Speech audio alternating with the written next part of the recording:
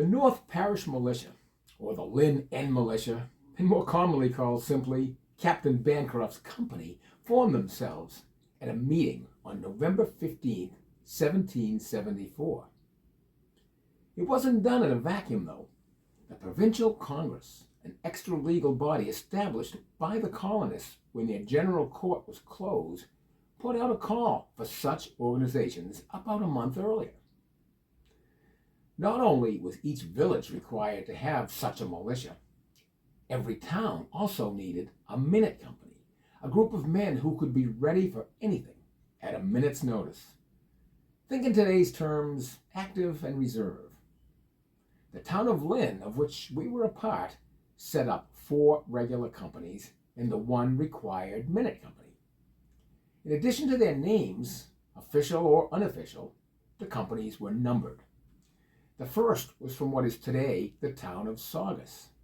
2 were headquartered in downtown Lynn, companies 2 and 4. The third was the Minute Company, also based in Lynn. The Lynn-end group sent several soldiers, John Meade, John Upton, John Bancroft, and more, to serve with them under Captain Newhall. The 5th and smallest was right here in Lynnfield. At a meeting called in Lynn-end to establish the group, Nathaniel Bancroft was chosen as chairman.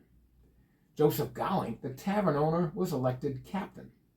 Officers were chosen democratically. Later, though, Gowing ceded that position to Bancroft, who held the title of captain earlier in his life. Gowing was content to serve as his first lieutenant. In addition, he hosted the group. The meeting place for Bancroft's company was Gowing's Tavern on what is today Summer Street, just opposite Parsons Avenue. By the way, it no longer exists. It burned down in a suspicious fire back in 1896. Other officers were Nathaniel Sherman as second lieutenant. On a side note, Sherman would later become a selectman when the first board was elected in 1782. Thomas Townsend, another member of that first board of selectmen, was a sergeant together with Timothy Monroe. There was a drummer, 16-year-old Benjamin Adams. In addition, there were more than 30 privates, for a grand total of about 40 militiamen. Not bad for a village with only 25 houses. The group was not experienced. Although many had served in various militia groups previously, very few had actually seen any combat. That group included its captain, but they trained for whatever was to come. Bancroft's company was only called to active duty twice.